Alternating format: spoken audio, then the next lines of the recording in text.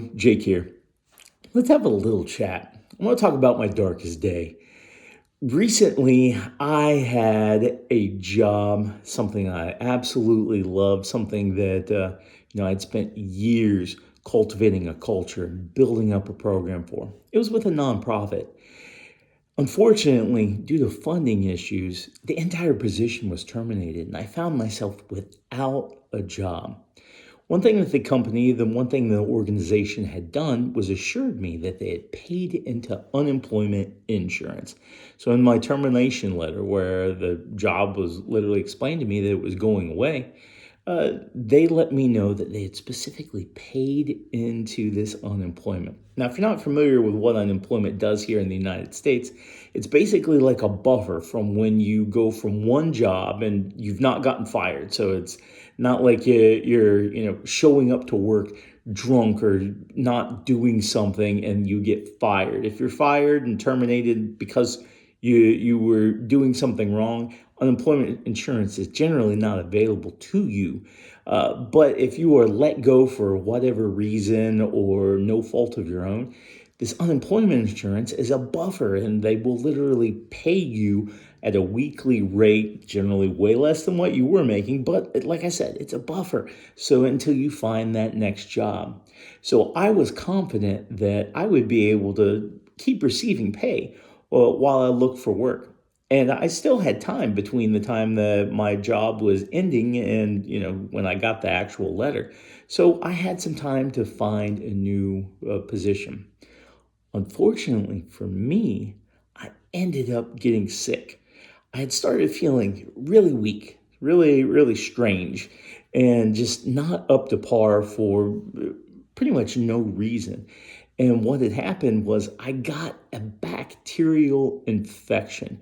So one day I was, tired, not feeling great. And the next I have this sore spot, just a literal spot that was sore and aching, strangely. The day after that, I had to go to the emergency room. That sore spot turned into an unbelievable amount of pain and swelling and like general grossness.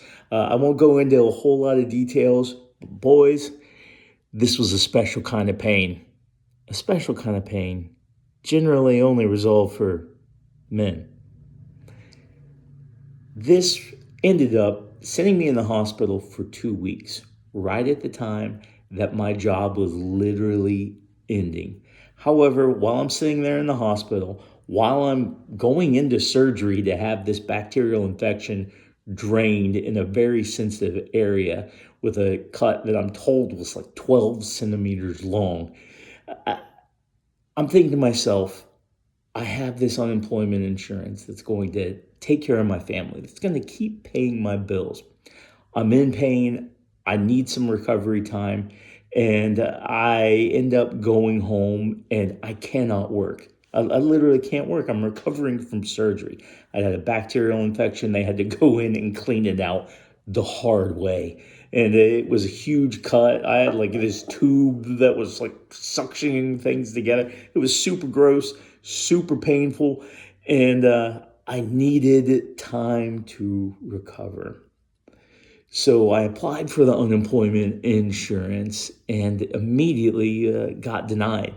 I appealed it. There's an appeal process, and it got denied again. So I went through and I started trying to dig and find out. This whole time, I'm literally unable to work. Getting up and walking was difficult for me at this time. And was going to so many doctor's appointments, wound care appointments. It was gross. It was terrible. It was embarrassing. It was a long healing process where I could not work. And I'm waiting for this unemployment insurance to kick in. Now, during this time, I'm generally medicated. While I was in the hospital, I mean, they were giving me the good stuff to keep the pain at bay. And it definitely made me a lot more comfortable. But I was doing my best once I got home to not take that medication because, man, these painkillers, they not only are they addictive, but they mess with your system in like weird ways. And I could feel myself just, mentally like struggling while I'm on this medication because I've got, several kids, love my kids, and they're, needing a father, so I have to be there mentally for them. And even though I'm, physically there, but not physically, capable of, getting up and doing a whole lot of things. And so what ended up happening is I had appealed and finally dug through, and the nonprofit that I worked for had not done their due diligence, and they ended up finding out that they had not paid into this unemployment insurance. And here I'd gone weeks without paychecks. Now, fortunately, I had had a little bit of savings, and we had a great support system with family and friends. So we didn't miss any meals, and my family still had a roof over our heads. But because my nonprofit that I work for had essentially lied to me on my paperwork, looked at me in the eye, and let me know that, hey, we're taking care of this. They hadn't taken care of that, and I could not get unemployment insurance. I'm sitting at home, unable to provide for my family. My wife doesn't work; she stays at home with the kids, and she had to go to work while I'm still in recovery mode. And our kids, which all of them are homeschooled, are now at home with me, and I'm just completely unable to take care of things.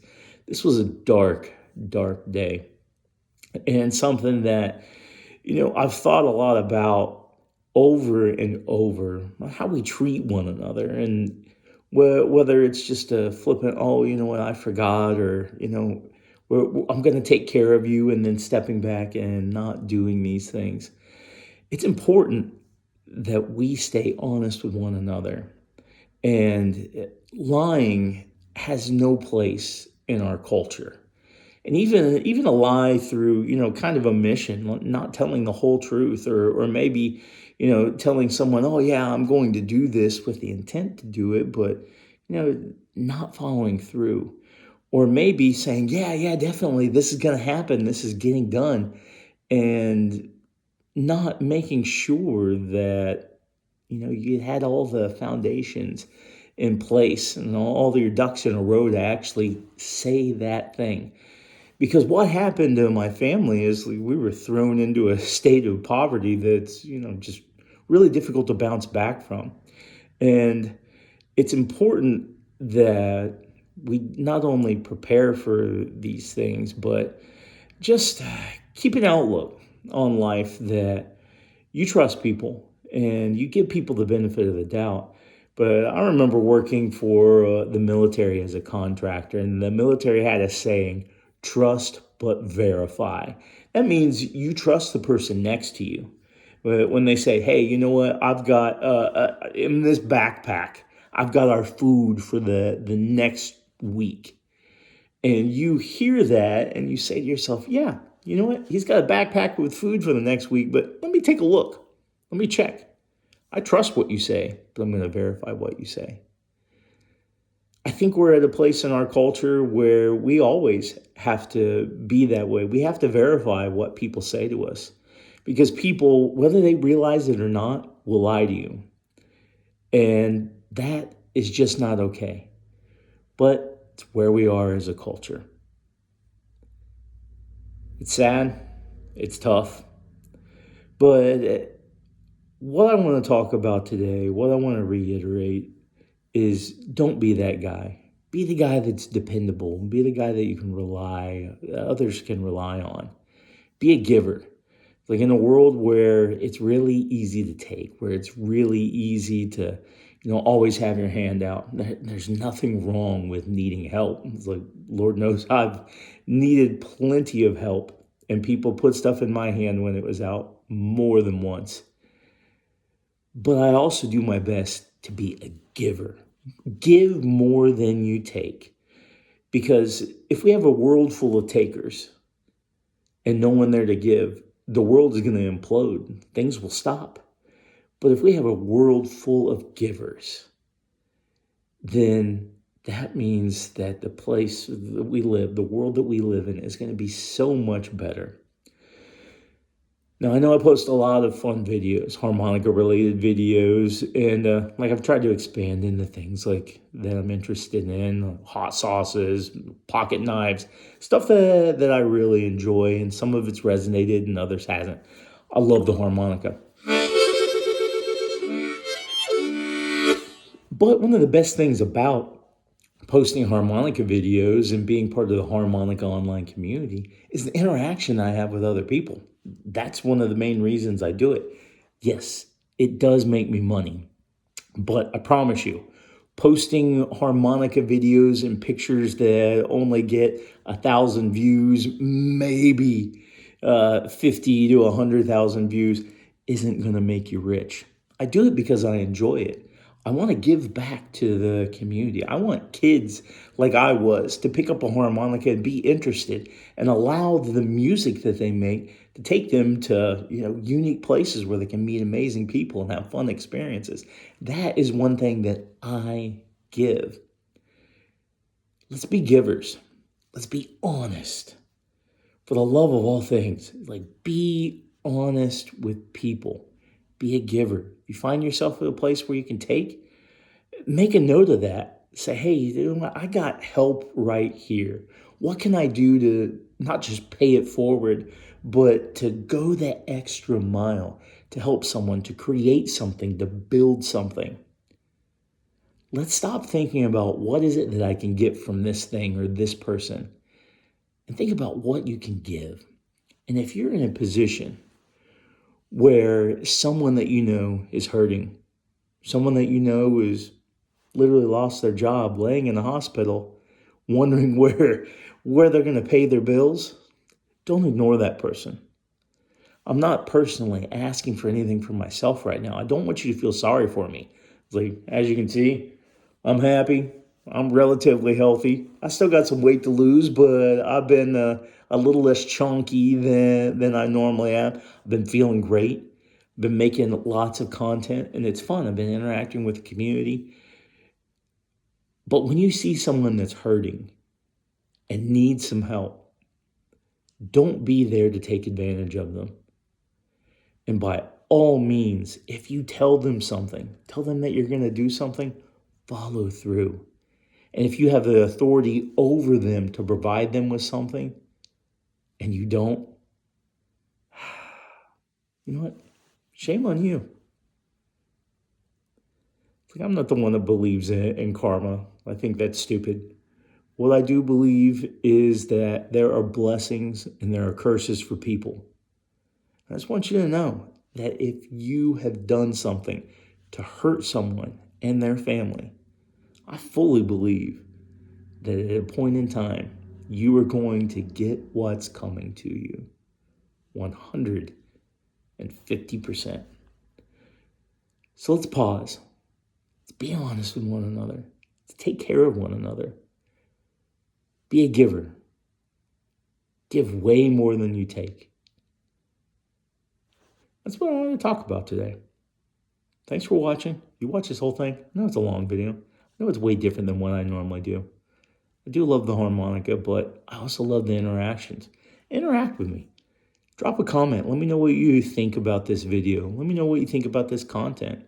Tell me a story. Tell me about a time where you were having one of these dark days. Tell me how you overcame, or are you still in the middle of it? Let's be there for one another. If I could talk today, let's be there for one another. We're all in this race together, and there's no reason to take from someone when you can give them a little bit. It doesn't have to be money. It doesn't have to be food. It could be a smile. It could be a hello.